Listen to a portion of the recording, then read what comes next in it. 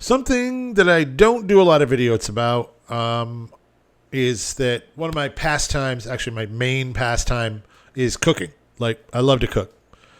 Here in Ecuador, that has become a whole new adventure because nothing here is exactly the way it is from where I used to live in the United States. One of the big things that has taken a lot of getting used to, because I usually know what the hell I'm doing, is cuts of meat. I don't go to the grocery store and get cuts of meat. I go to the mercado, the open air market. I go to a guy that's got just stuff laying over a cart. It's freaking awesome. Recently, I was planning for a party. Not a party, sorry.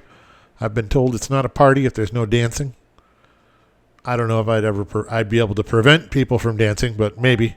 I was preparing for an event, a birthday, and we're going to have quite a few people, and I needed a lot of meat. Now, I have a brand new grill that was created with the metal from my father-in-law's bodega, his workshop, his very large workshop. The doors are made of American steel, imported in the 60s, I believe. And I didn't want to let that go to waste.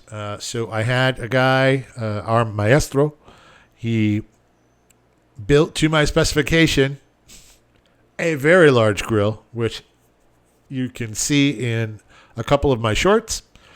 I haven't done an in-depth on it yet. I just wanted to answer this question real quick.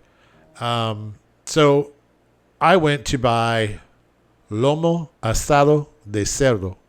Now, you can ask 10 people who know the cuts in Spanish and the cuts in English what that is, and you will get 4 different answers at least. So what I see when I get it is that it is a full loin. Okay, so the loin is the center back of the pig. It's one side. And they usually have 2 loins per pig. So it's the full loin. And then there is the tenderloin, which are much smaller tubes of meat. So you have one large tube of meat, which is relatively tender. It's quite tender. And then you have the tenderloin, the lomo fino, which is very small. But there's 2 of them. Well, there's really only one, but I tend to cut it in 2. So there's lomo fino. Now, here, it is attached to a whole bunch of ribs. Now, that means that the loin, the tenderloin, in these Babyback ribs, right? It's more of like an L connection of ribs, and wow, it's expensive. It is not cheap. I think it was about $45, but it was a huge amount of meat. Like, it's going to feed 25, 30 people easy.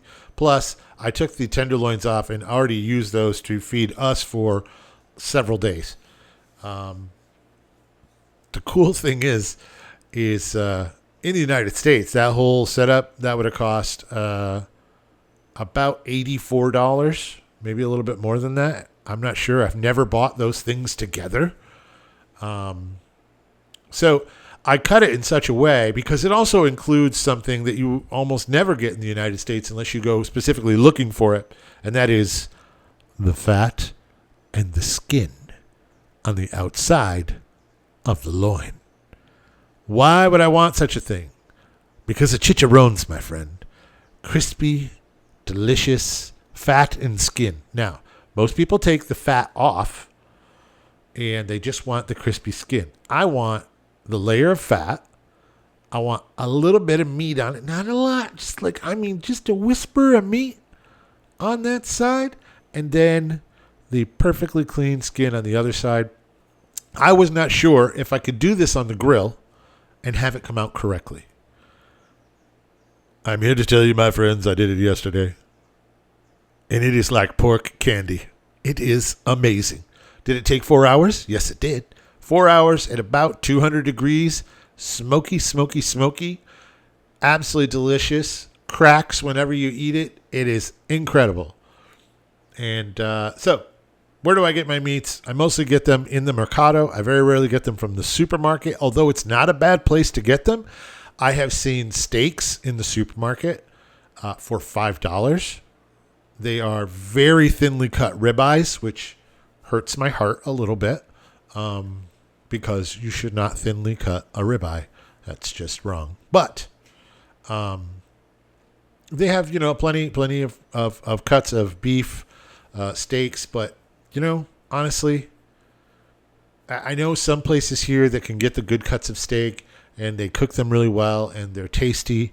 But for me, if I'm going to cook with Ecuadorian ingredients that are really good, it's going to be the pork.